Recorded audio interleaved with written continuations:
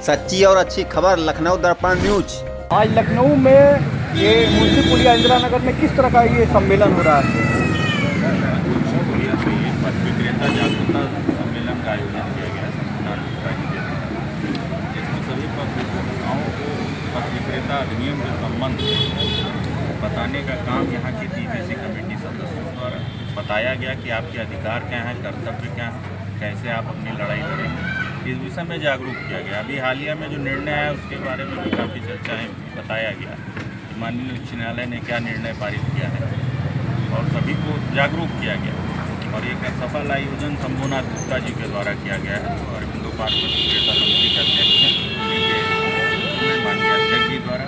यहाँ पे कार्यकारी अध्यक्ष जी भी उपस्थित हैं, हमारे नगर के अध्यक्ष, वर्तमान अध्यक्ष लखनऊ फुटपाथ समन्वय समिति और टीबीसी सदस्य भी हैं, टाउन बिल्डिंग कमेटी के सदस्य हैं। 8 सदस्य यहाँ उपस्थित हैं।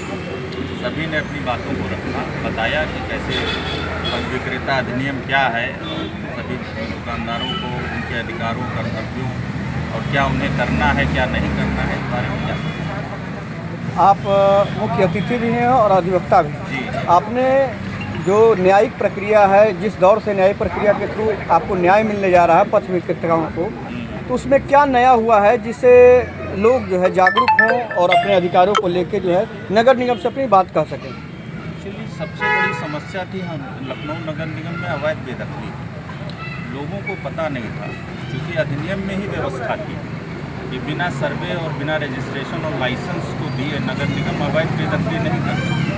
इस संदर्भ में हम लोगों ने एक रिट याचिका आयोजित की, जिसमें माननीय उच्च न्यायालय को अधिनियम के प्रावधानों से अवगत कराया गया, बताया गया। उच्च न्यायालय ने सम्यक विवेचन करने के बाद नगर निगम से भी जवाब लिया गया।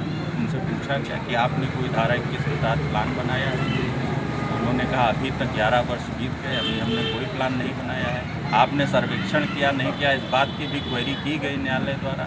उधर से जवाब आया कि अभी कोई व्यापक सर्वेक्षण नहीं किया गया, क्योंकि इसलिए माननीय उच्च न्यायालय ने कहा कि बिना सर्वेक्षण के, बिना जो है लाइसेंस दिए आप पथ विक्रेताओं को बेदखल नहीं कर सकते। ये जो है गैर कानून, ये कानून है और कानून का पालन तो आपको करना ही पड़ेगा।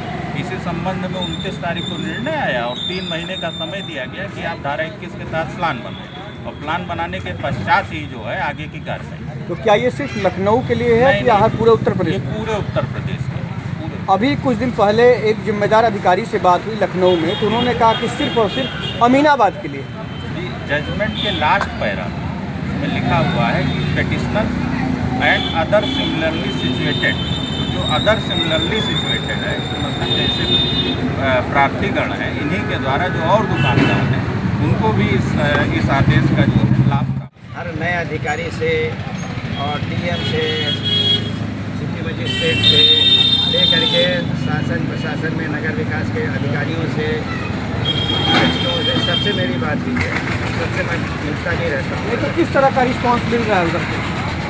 सिर्फ बड़ी विडम्बना ये है कि अधिकारी हम लोगों के साथ में बैठना नहीं चाहता और उनको अपने आप सोचता है कि ये सड़क वाले इनकी क्या औकात है जो हमारे साथ बैठे हैं। हम IAS हैं, PCS हैं, हम लोग बड़े बड़े मतलब वो हैं, तो वो बैठना नहीं चाहते। जबकि ये हमारी टीबीसी जो है उसमें 18 सदस्य जो हैं वो नॉमिनेटेड हैं, वो सभी विभागों के जो जिला स्तर के अधिकारी हैं उनका प्रतिनिधित्व है उसके साथ, लेकिन वो आते कम हैं और पूरी बातों को समझना नहीं चाहते।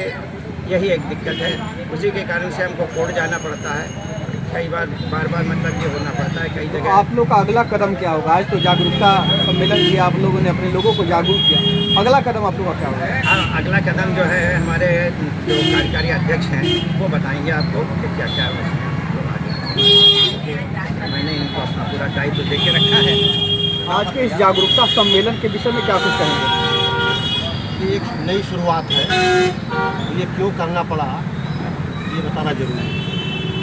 ये हमारी मतलब सौभाग्य और भाग्य मानेंगे, दुर्भाग्य मानेंगे हम, जो नगर आयुक्त अध्यक्ष हमारा आता है उस बात को समझता है, करने का प्रयास करता है, उसका ट्रांसफर हो जाता है।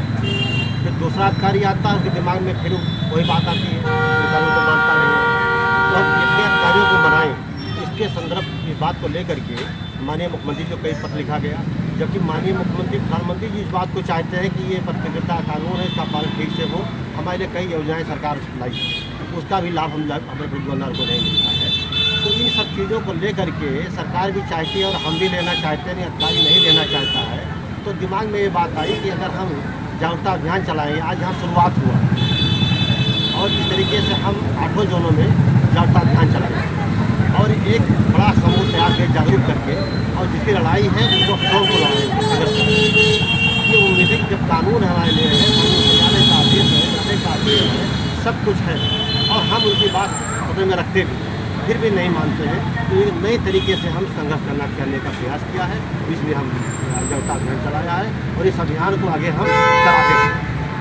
और माननीय मुख्यमंत्री से भी हमारा प्रयास है कि हम समय लेने का प्रयास करें, समय में नहीं मिल पाया है।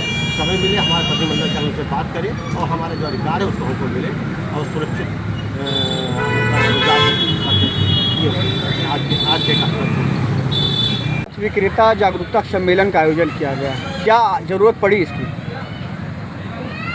मैं शंभुनाथ गुप्ता अरविंदो पार्क पथ विक्रेता समिति का अध्यक्ष हूँ और संयोजक हूँ।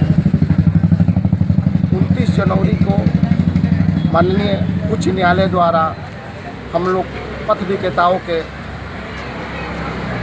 संदर्भ में एक आदेश पारित हुआ कि हम लोग को स्ट्रीट वेंडरों को जब तक लाइसेंस न दे दिया जाए तब तक हम लोग को उस जगह से, मूल जगह से न हटाया जाए। इस चीज़ को हमारे पथ विक्रेता या पटरी दुकानदार या अधिकारी, यहाँ तक कि हमारे जोनल साहब को भी इस आदेश के बारे में पूर्ण रूप से जानकारी नहीं था। उन्होंने ये बता दिया कि आदेश जो हुआ है सिर्फ अमीनाबाद के लिए हुआ है, जबकि हाई कोर्ट का माननीय उच्च न्यायालय का जो आदेश होगा पूरे प्रदेश में पूर्ण रूप से लागू होता है या माना जाता है। लेकिन हमारे ऐसे दुर्भाग्य है हमारा, हम पटरी दुकानदार तो ज़रूर हैं, लेकिन हमारे अफसर भी ऐसे दुर्भाग्यपूर्ण है कि उनको ये भी पता नहीं है कि उच्च न्यायालय का आदेश को कैसे पालन किया जाए। उसी क्रम में हमने एक एप्लीकेशन दिया, उन्होंने अभियान चलाया। हम पथ विक्रेता हैं या पटरी दुकानदार हैं, किनारे तो लगाए हैं, हमारा तो रोजी रोजगार कमाने का है, जिससे आवागमन भी बाधित नहीं हुआ। उनके जो मसीहा हैं, उनके कार्यकर्ता जो हैं, वो ज़बरदस्ती सामान उठा ले जाते हैं और उसको तोड़ मोड़ के फेंक देते हैं। इसे काफ़ी हम लोग को बारिश में, पानी में, धूप में मेहनत करने के बाद अपने परिवार चलाने का एक मौका मिलता है। इसी बहाने हम लोग का परिवार चलता है। इसके बावजूद उनके कर्मचारी जो होते हैं मंथली बांधते हैं, बीचों बीच चौराहा पर खुद जाम लगाते हैं। इसमें इस दावे के साथ कहता हूँ इसकी जांच निष्पक्ष करा दी जाए तो उनके आधे कर्मचारी घर बैठ जाएंगे और पटरी दुकानदार निष्पक्ष होकर तो अपनी दुकानदारी चलाएगा। उन्हीं के कर्मचारियों द्वारा फुटपाथ को अवैध रूप से कब्जा किया जाता है और दूसरे जो पटरी पथ विक्रेता है उनके ऊपर बुलडोजर चला दी जाती है। कोई भी अधिकारी इतने अपने मगरूर हैं तो उसका कोई बेहस्ता कोई जवाब नहीं है। पटरी दुकान क्या गरीब है उसके लिए कानून नहीं है? कानून है तो क्या इतना अंधा है? क्यों नहीं इस पर कार्रवाई होती अफसरों पर सख्त रूप से कि ये कानून जो इसको पालन कैसे किया जाएगा? जब अफसरें नहीं मानेगा, हमारा न्यायपालिका तक जाने के क्या कारण है? ये कार्यपालिका जो है न्यायपालिका को कानून क्यों नहीं मानती है? इसके पीछे क्या राज है? सरकार दोषी है, न्यायपालिका दोषी है या हम कार्यकर्ता दोषी है कमाने खाने वाले? इसका जवाब कौन देगा? आए दिन जो बार बार जो इसका जो बुलडोजर जैसे क्षतिग्रस्त की जाती है, एक लाइन उनको मिल गया कि आप यातायात बाधित ना करें, उसी के बहाने से हाई कोर्ट के आदेश के बावजूद हर जोन में ज़बरदस्ती अपने आप को हीरो बनने के लिए जोनल साहब लोग जो है बुलडोजर चला रहे हैं अभी। लेकिन 11 साल दुर्भाग्य है कि बीतने के बाद इस कानून को लागू करने में यही नगर निगम हिवा हवाली करती रह रही है। टीबीसी सारे कमेटी अपने रिपोर्ट लगाती रही है। मैं इससे बड़ा दुर्भाग्य में क्या कहूँ कि कानून बने 11 साल, लागू करने के अभी 12वां साल उम्मीद भी नहीं कर सकते हैं। क्या राम जी का वनवास 14 साल का हुआ तो उससे भी पार कर जाएंगे? ये दुर्भाग्य है। हम पटरी दुकानदार हैं, बच्चों को पालने के लिए कारोबार करते हैं। मैं आप लोगों से ये मंच के माध्यम से जागरूक जो आज आयोजक किया गया है पटरी दुकानदारों पथ विक्रेताओं को जागरूकता अभियान के लिए, कम से कम हमारे पटरी दुकानदार ये तो जाने कि मेरे पास क्या अधिकार है। ये तो अपने खाने में मशहूर है, नगर निगम अपने कमाने में मशहूर है। जांच निष्पक्ष हो कि पटरी दुकानदारों के साथ अन्याय न हो और इसमें पटरी दुकानदार अपने विधिवत तरीके से अपनी रोजी रोजगार चला सके। मैं क्या कुछ मैसेज है इस सम्मेलन के माध्यम से? इस मैसेज से हम पटरी दुकानदारों को अवगत कराना चाहते हैं कि अपने अधिकारों को जानो, यातायात बाधित ना करो। ऐसे स्वच्छ भारत के साथ साथ स्वच्छ लखनऊ का ऐसा मिसाल पटरी दुकानदार कायम करे जो कि आने वाले समय में पूरे भारत का लखनऊ एक मिसाल बन के कायम हो। मैं इसके साथ धन्यवाद दूँ।